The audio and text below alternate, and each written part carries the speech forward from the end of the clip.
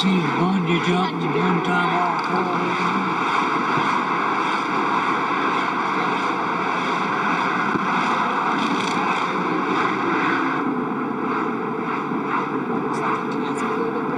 Yeah, that is really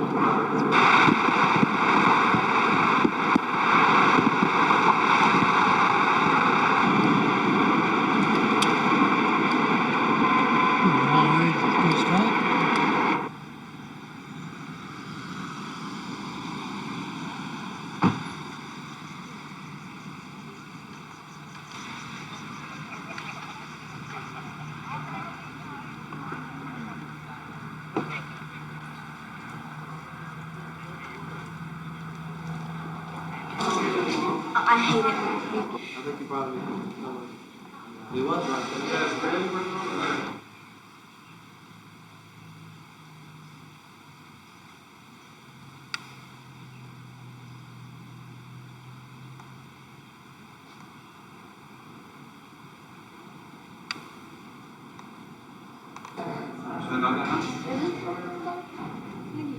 use it for the time.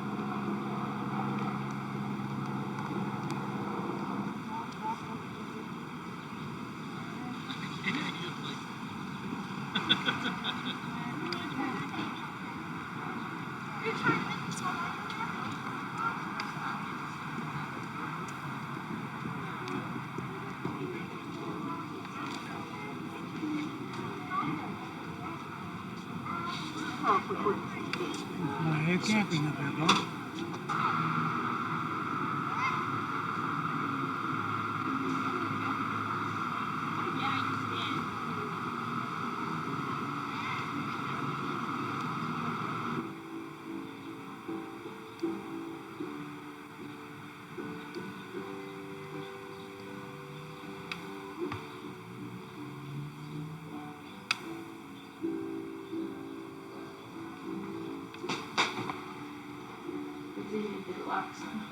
The yarn. Just something in it. Yep.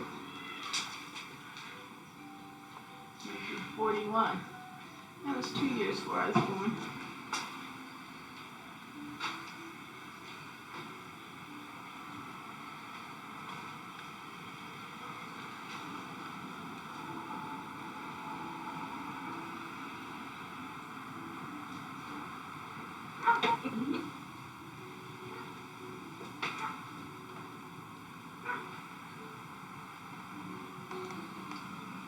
Have to use when I was at grandma's.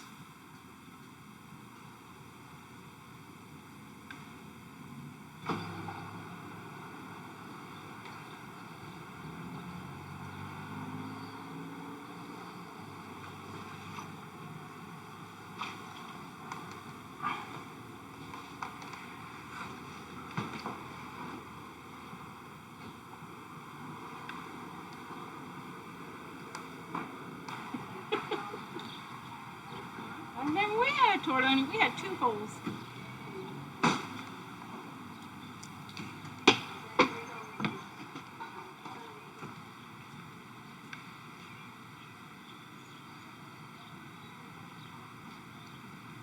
Yeah, they had security system too.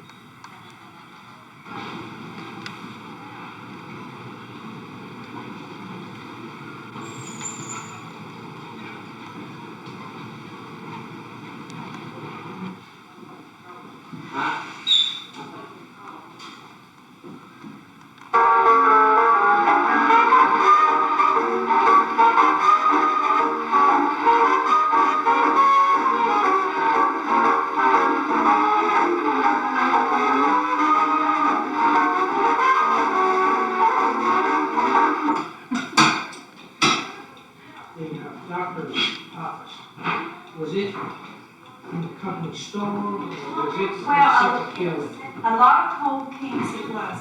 Yes. My granddaddy was a firework mill, so that kind of made him, he had a fuel house in the house, and three rooms. Yes. Except for the superintendent, he had a The firework. porch over there, huh? A lot of them never got here. But things do get better. Yeah, yeah.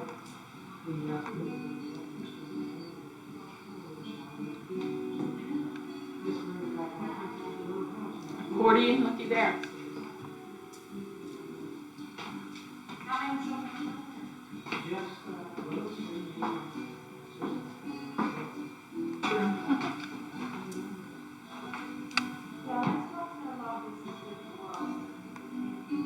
I remember their skirt was pretty.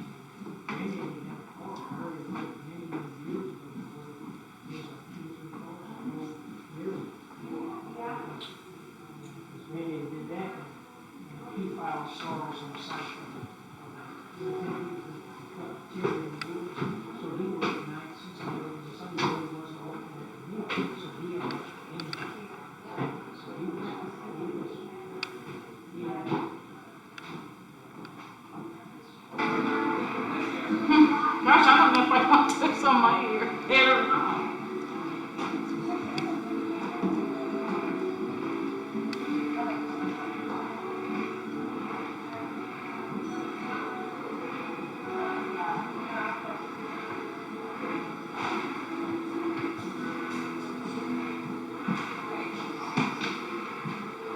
You got a tub like that.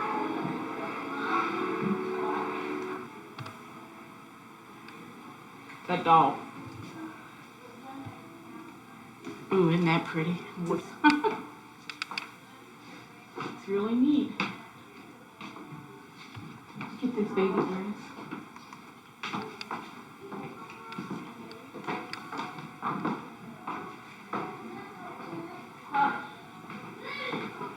Wait, you see the pot in there. Alright.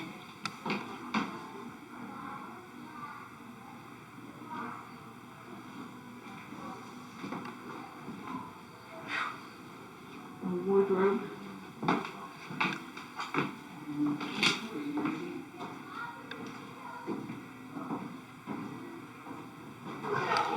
Hot in here. Here's your wages. Don't have. Your drills.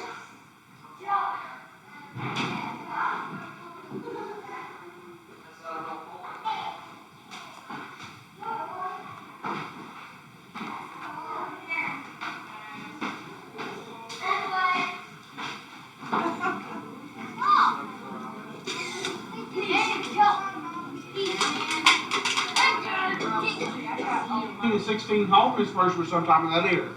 Also, if you'll follow Wood Walkway around, there's the big house there on the hill, which is the superintendent's home. And there'll be a couple ladies up there to explain to you how the superintendent and his family lived in the early days of mine. It's an original 1906 home. This first was sometime in that era. Now, there's only a couple of safety rules we need to go before we go underground. There's no smoking allowed underground whatsoever. There's plenty of clearance above your heads and on the sides as long as you remain seated. Now, if you happen to stand up while these old cars are moving, believe me, you will come out with a mighty different hairstyle. So please remain seated while we're moving. Once we stop, you can move around and get more comfortable. After we stop, if it's height above your head, you're more than welcome to stand and turn so we can see better. If you have a camera, you're more than welcome to take all the pictures you want underground. We have plenty of lights all the way through.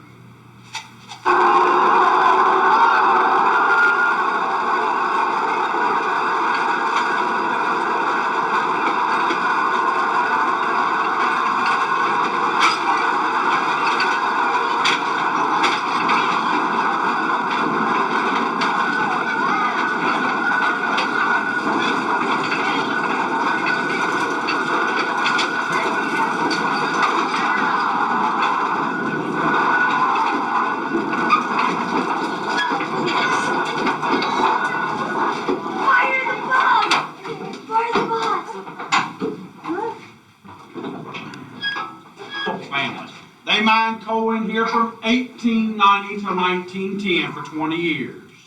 City of Beckley bought this mines off their Navy Phillips family member in 1960 for a large sum of $1. We committed continuous miners cut the top and the walls, which we call ribs, for the height and width we have today.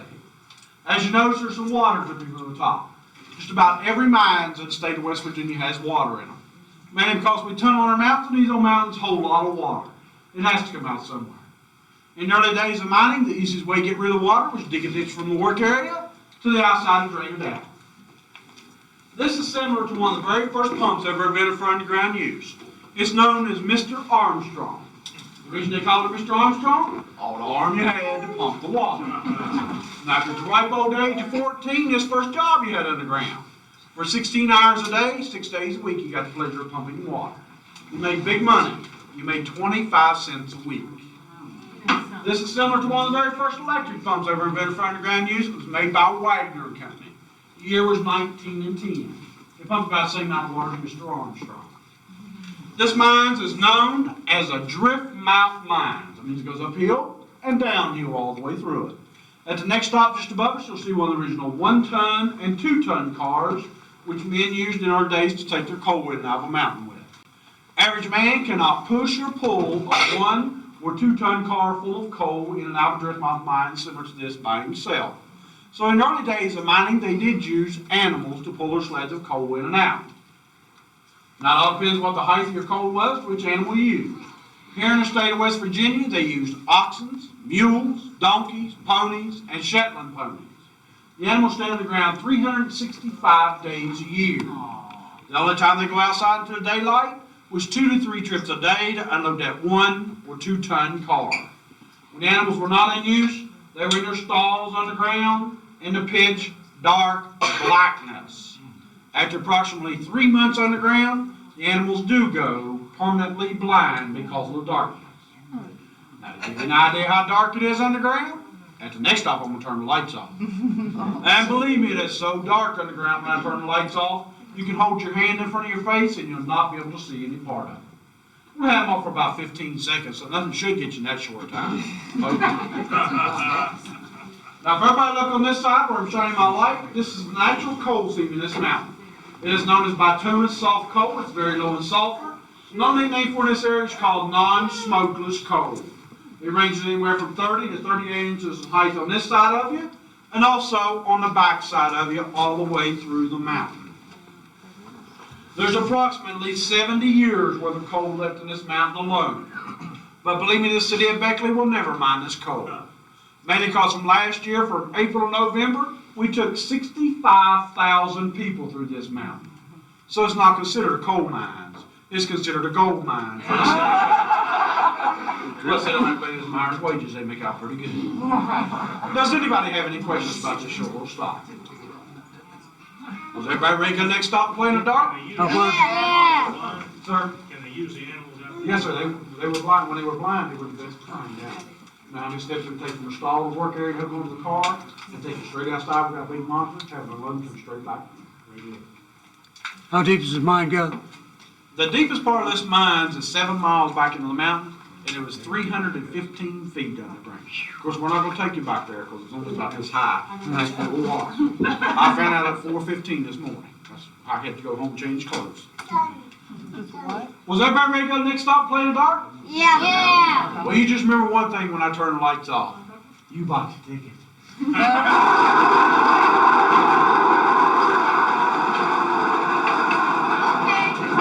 Hey, check out the one from the car. It's a canary. That's a fake. That's a one car. And over right behind us is a 2-ton car. Mom? 2-ton car. Mom? 50 up until 1919. In the early days of mining, if you went to work for a coal company, main only thing they would furnish you with was a place to work. The 1-ton coal car or the 2-ton car on the backside of it. Wooden timbers and wooden tracks. You had to lay all of your own tracks from the opening to your work area. The next man would connect on his tracks from here and go to his work area. And some of the mines, the closest man to you could be a quarter of a mile away. No two men in our days worked in the same cut together. Mainly because companies figured if you put two men together, they talked too much and complained of the less coal they done, which was true. A miner also had to buy all of his own hand tools, his pick, his shovel, his drill bit, his blasting powder, even his lights to see with. When a miner first came to work, he would dig underneath his coal seam, usually 2 to 3 feet depth, all the way to be seen, shovel that into his car, then push his car down around the curve.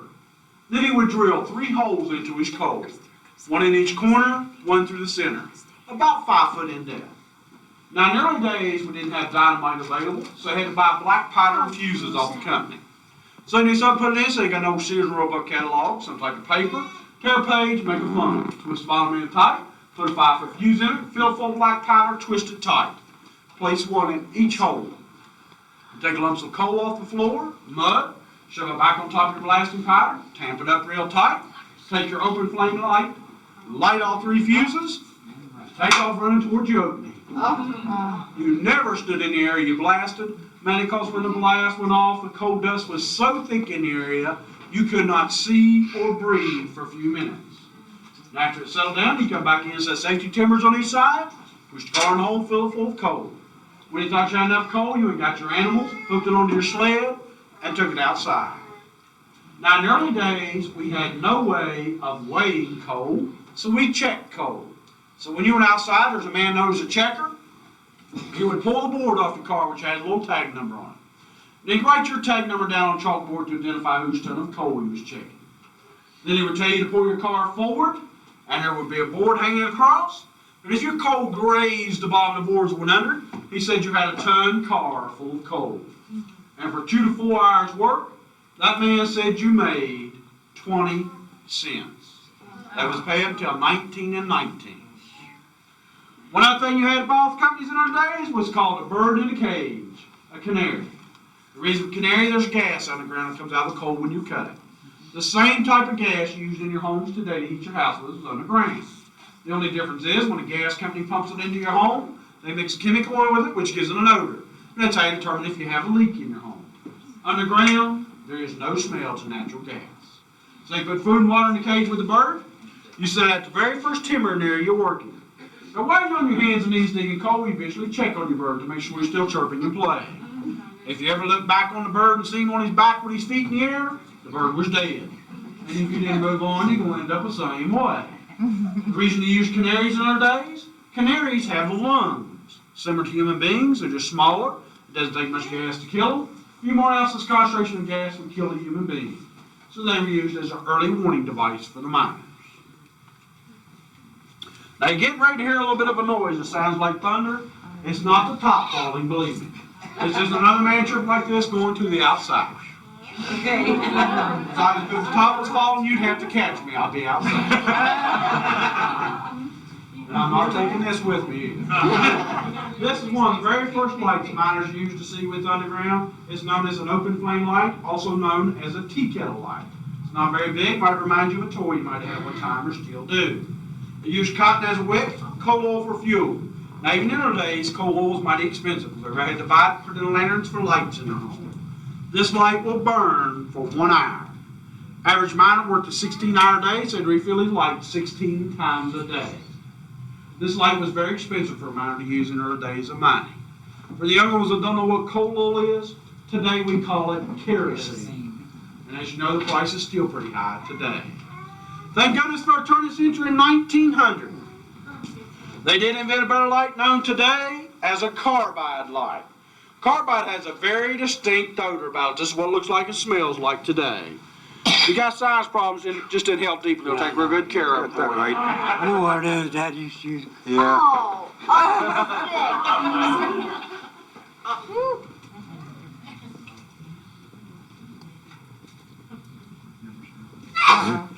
It definitely stinks, don't it? DuPont still makes it. Huh? DuPont still makes it. Yeah. It definitely stinks. And it makes acetylene gas. So in a little container, you put the carbide down the bottom, the water on the top, with a striker of flint on the front, and as you add the water, it makes the acetylene gas. You screw it all together, cover the front lead bit up this striker, and you have an open flame light. This light will burn 4 to 6 hours with that little bit of a bottle. Now earlier as I was telling you about the natural gas that float out of the coal, usually will linger to the floor for a little while. When fresh air hits it, naturally gas will float to the top because it's very light. Usually we get in pockets about the size of your hand and hide under cracks and crevices of rock. The miners in their days thought the easy way to get rid of gas was hold it up with flame light to the top and ignite the small pockets of gas. Hopefully there's never large accumulation on top, there on top, so they carried them out if they found some. This is an average flame that a miner used in their days to see with. And this is what it looks like. It's not much light, is it? But at least it's something. And the minutes can see nothing. And you've been working coal for another 2 hours, got to feed your light that went out. Now you got to take it all apart in the dark, clean it out, put new carbide down the bottom, water the top, let it drip, screw it together, cut front of it up and strike it. Now you got to do all this in the dark. In the pitch dark. Like this. It's so sensitive, it can hear rock 200 to 300 feet above them cracking and popping. When the rats hear that, they'll gather from a bunch and head to the outside. Because they know Old Man Mountain's getting ready to fall. Miners started paying attention to the rats, and when the rats get up and headed outside, so did the miners. Unless miners were killed by roof falls. All coal mines across this great big old world of ours today still have a lot of rats in them. Because rats like these old cold, damp, dark areas. And I'm not lying to you, this mine is full of them. This one? Does anybody have any questions? Keep it dark when you go. Oh. Gary, then the beds will come.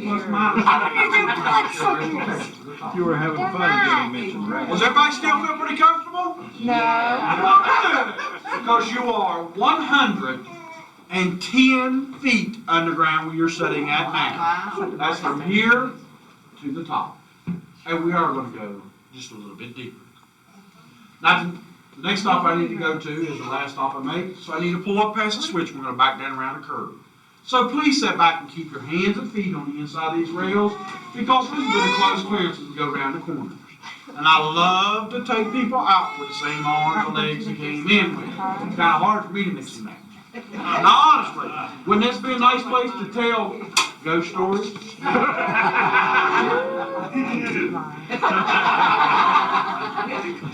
Come back in here the second week of October when we have the haunted coal mine. It is this dark when you come to this mine. Oh, we have a blast. We throw slime at you, stuff hanging from the top. And at this stop, when you pull up, there's one little light in the very back. We have two ugly men here with chainsaws. They pull two props off the car, stand up against the other one, two cars, start cutting them up. You swear up and down are really cutting them up because you feel the blood squirting on you. Because somebody standing over in the dark with a squirt gun squirting everybody on the car. People are screaming, body parts are falling off right and left, and then all of a sudden the chainsaw stops, and the bodies just fall to the ground. And then two ugly men start walking towards the cars and say, who's next? And about that time we have people dressed in all black leaning up against the walls, and they reach out and grab you. Oh. Man, you want to hear people scream? We have a blast. But the city fire department and us tour guides, we put it on every 2 years. And all the money we make off of it goes to the abused children of the state of West Virginia. Oh, that's good. 2 years ago, for 14 days, we turned over $21,000 to the state. That's at $3 a person. So you can imagine how busy we really were. So if you decide to come back and see us, remember, it'll look like this. I'll be here. Oh, I have a blast. 19 and 19, they did form a union called the United Mine Workers Union. The companies had to pay the men benefits. They paid every man 38 cents a ton. Every man was assigned a certain job to do. Every man was going to work a 10-hour day, 6 days a week. And the companies had to start first with equipment to dig the coal, even your lights to see with. One of the very first piece of electrical equipment that they cut the coal with was called the Goodman cutting machine. The far piece going here in the back. 2 men operated it. They set 2 steel jacks up, one in each corner, wrap steel cable around each one, so it's going to reel the machine. Turn the machine on, the blade would start cutting in a circular motion, cables would tighten up and pull the machine forward. And it cut 6 to 8 foot in depth of coal. After they did their cut, they back out to the next cut. Then 2 men would come with electric drills, drill the holes through the coal and shoot it down. Then they would move on to the next cut, and 2 men would come in with shovels and carts and fill them up and take them to the outside. Men were happier, their jobs were a lot easier, everybody was making the same amount of money. Well, as time progressed on a little bit more, around 1940, company owners came to us and said, well, we've got ways to cut the coal, ways to get it out from underground. We're meeting our coal water contracts and we're making a little bit of money. But we're also losing a lot of money every year, they said. Mainly because we buy all this timber property around the mountains to use underground to help hold the top up. And after we cut the trees down, we cannot resell the property. It has no value. The rain's coming and washed the topsoil away and the land is worthless and we're just stuck with it. And so let's figure out a better way to hold the top up.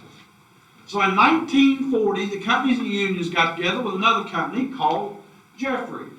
And they invented a piece of machinery to help hold the top up a little bit better. It's an original 1940 model single head Jeffries roof bolting machine. It works the same way as an electric drill that you have at your own home. The only difference is it's bigger, it's on rubber tires, and you can drive it or tram it. You tram it up to the working section, place a 4-foot piece of steel in it with a diamond tip in on top, turn the machine on, pull this knob, and the head will start spinning and rotating. Pull the other knob, and the head will slowly raise, and it will drill a 4-foot hole into the top. After you drill your 4-foot hole in the top, you remove your steel, take your 4-foot conventional bolt with a chuck on the end of it, slide it into the hole until the blade touches top. Put a wrench on the bolt, a wrench onto the machine, and tighten it up. As you tighten it up, the chuck will open up and expand and bind the layers of rock together. Now, if these bolts are placed properly, 4 foot across from each other, 4 foot width of each other, they're guaranteed to hold 25,000 tons of rock together. Since 1960, that's what's been holding the top above your head. And you are 175 feet underground when you're sitting at now. They do work.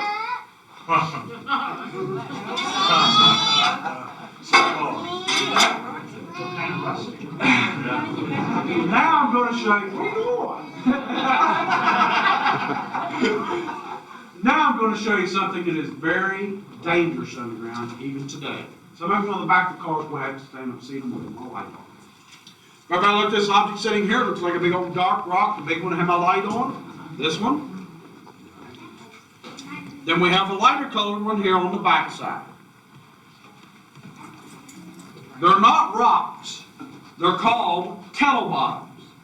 What kettle bottoms actually are, they're petrified wood stumps from billions of years ago. Now they are so solid, we have never invented a drill bit yet to drill a hole straight through them. They usually hang 2 to 3 inches out of the top. The only part you'll usually see is about the size of your hand, kind of glassy looking. No rock bonds with them. Rock will grow around them, conceal them, and hide them. In the mines today, we can put steel beams under them, steel jacks under them. Believe me, when they decide to fall, they will bend or break whatever's underneath them and come out. They can be this size or 10 times that size. The whites of the miners in our days refused to call them kettle bottoms. They had another name for them. Almost done. They called them widow makers. A lot of miners were crushed to death by them. In other words, they just fell out. Yes, ma'am. Just push the rock out of the way and come straight through. But over the years, miners have given them several different names. Most of them you can't repeat out in public. But the most popular name today they call them mother-in-laws. Just kind of weigh you down, if you know what I mean. And we've never found a use for them. Wait, so, wait a minute. Now, don't get me wrong. Now let's jump back to the year 1888. Men had to walk or crawl so far back in the mines to get to work area, it took them a long time. So they couldn't produce much coal. So the company owners in 1888 talked to a little village in Pennsylvania called the Amish. And they figured out a way to get the men through the mines a little bit faster. We had the old wooden tracks back then, so they came out with what we call a wooden rail scoop. Men would just take them, set them down on the old tracks, take their bucket, strap them on, put a leg on, grab them on short, away they go. And they got through the mines a little bit faster. But they did run into a slight problem with them. Most of your mines in our days were drift mines, up and down hills. Just imagine got top of the hill, started down the other side, where these kettle bottoms fell on the track. they've got to put a brake on. See, if the rest didn't stop, you stopped 3 or 4 feet past it, kind of tore up. So around the turn of the century, in 1900, miners figured out these things were too dangerous to use underground. So what they do with them? They took them outside and gave them to the kids to play with. The kids took the handles off of them, put a sticker on top of a crossmember, became a scooter. Today the kids have taken all the handles off of them, and today they call them a skateboard. The original skateboard was invented in 1888 by the Amish. The original name is Rail Scoot.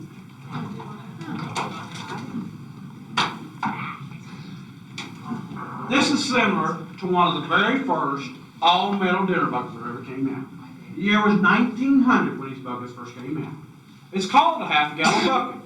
The reason they call it a half-gallon bucket, it holds half a gallon of water. You cannot drink the water that comes out of the top. There is sulfur and other chemicals in there which upset your system and make you sick. So remember, until 1919, you worked a 16-hour day, said bring some drink, something to eat with you. But you never took your dinner with you to work here where you're cutting coal.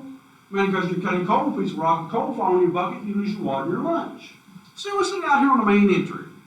Well, just imagine years ago you're around the corner cutting coal. Some man just went outside and emptied his 1 or 2 ton car.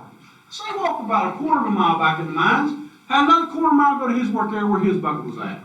If he's thirsty, he'd stop and drink your water, and you'd never catch him. So the old timers had to figure out a way to keep him out of the bucket. It still works today.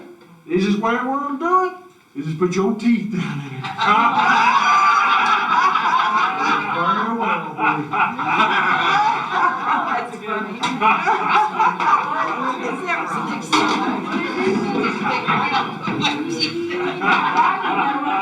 These buckets are really nice.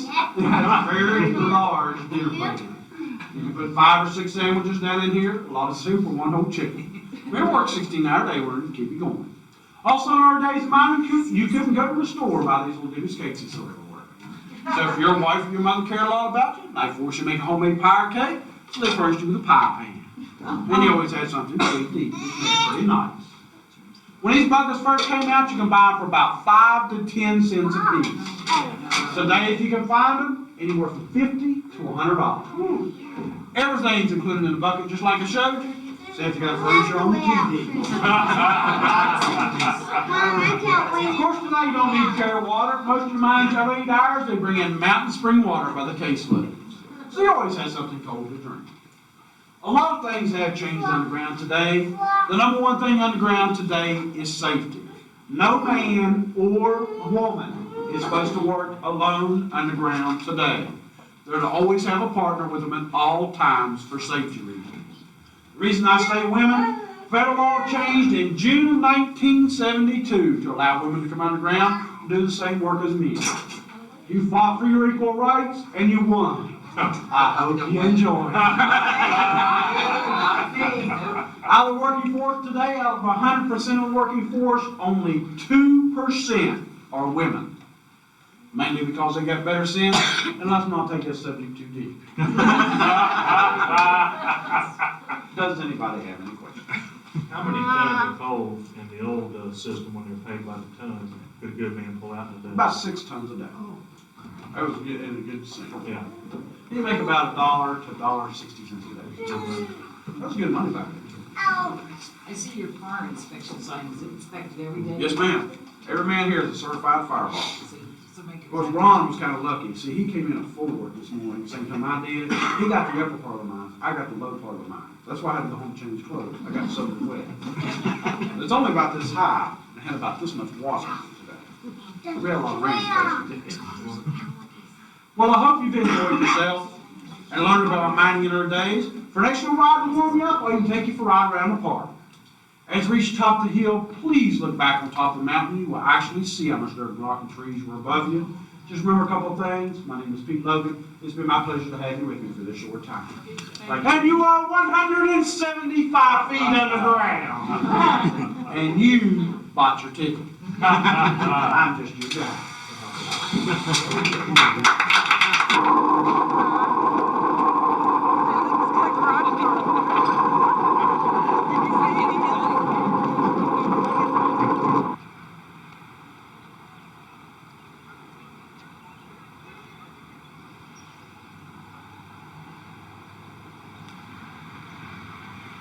cutting her car.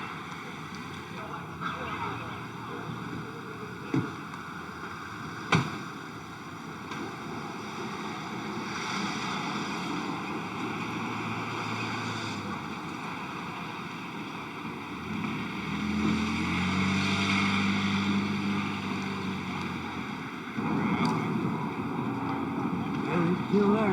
My picture is real. Around the other way. Look at that barge.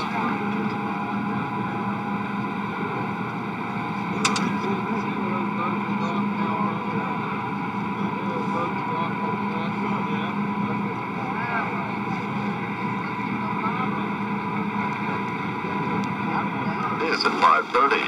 We hope you enjoy your trip to Winter Island.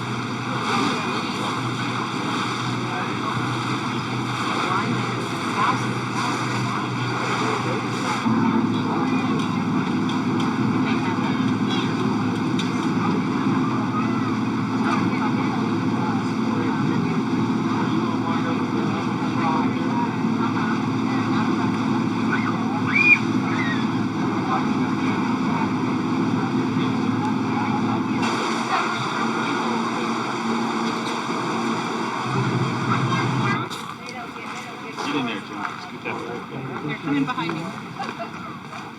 No, no. Dad. Get in there, Jim. Stand. Oh, you want some drink on that? Yeah. Why don't you, instead of taking my road, I want you to trail one drink or something.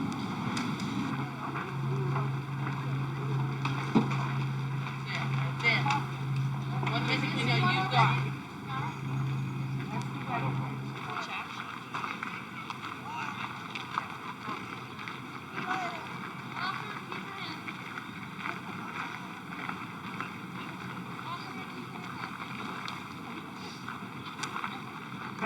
But I think in all fairness to the other people, I need to tell you a little bit about them, so I'll do that. The Blennerhassetts were very wealthy Irish aristocrats. They had been married 2 years when they decided to come to America to make their home. They came to this country in 1796, and in 1797 they stayed in Marietta, Ohio. Do you know where that is? Came down here early 1798 and decided to build a home on the island. The house they built was finished in 1800. They moved in that fall and they lived here for 6 years. They really planned to spend more time than that on the island, probably planned to spend the rest of their lives. But after 6 years in this house, they had to leave because Mr. Blennerhassett allowed a man by the name of Aaron Burr to set up a military camp. You've heard the name before. Set up a military camp on this island to train soldiers. Mr. Burr said that he was going to go far west and open up new territory. But when President Thomas Jefferson heard that, he became very concerned.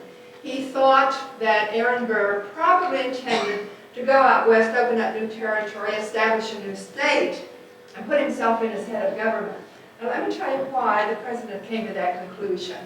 Aaron Burr had served one term with Thomas Jefferson as his vice president, and they did not get along at all.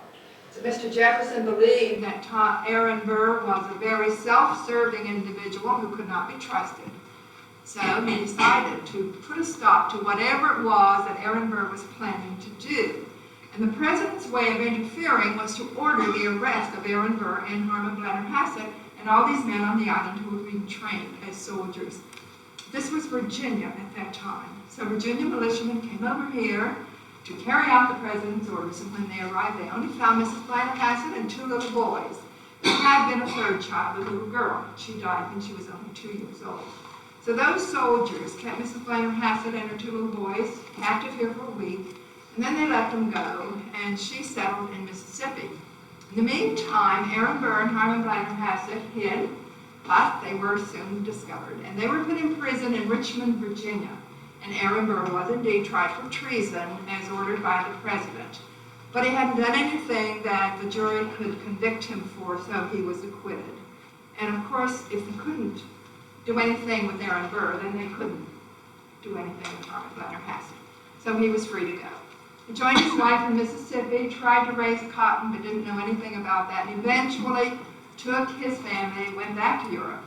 He died when he was 66 years old over there, and he's buried on one of the Channel Islands off the coast of England. And Mrs. Blanner Hassett later came back to this country to visit a son who lived in New York City. She died while she was there and was buried in New York City until last Saturday, and last Saturday she was buried on this island. So when you go over to this side of the mansion, you'll see the burial site. It has now a little chain link fence around it. She and one of her sons were brought back to the island for burial. Now after they left, neither of them ever came back to the island, by the way, but after they left there were public auctions. So we do have some things in the house that were in the original mansion, and I'll point those out to you. Then in 1811 there was a fire. Every one of these 3 buildings was burned to the ground.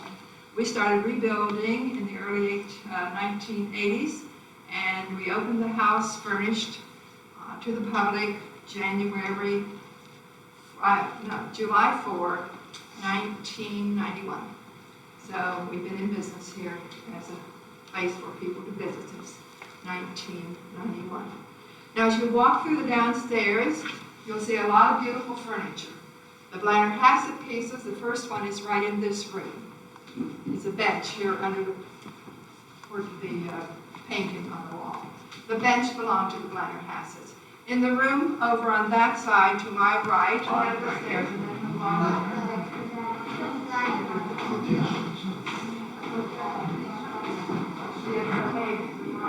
That is just a There's ones up bell. there, there's a copy there.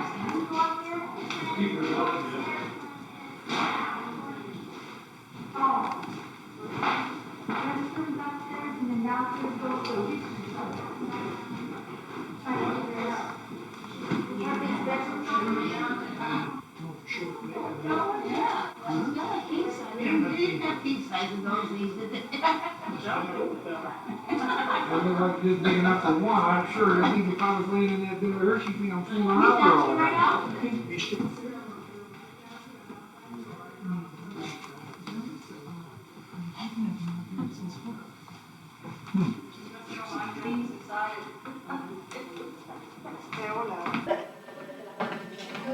This bed's all just looks short. There you hanging there, look.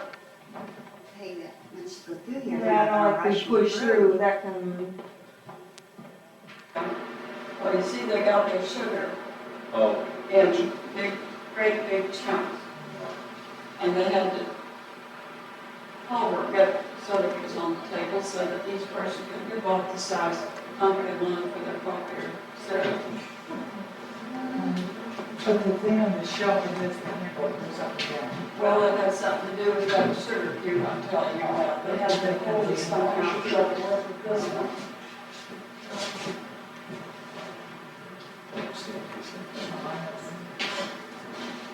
These circles stay on the Peter place. The green bottle. That one thing in the bedroom up there with those covered bookcases. So that was the library.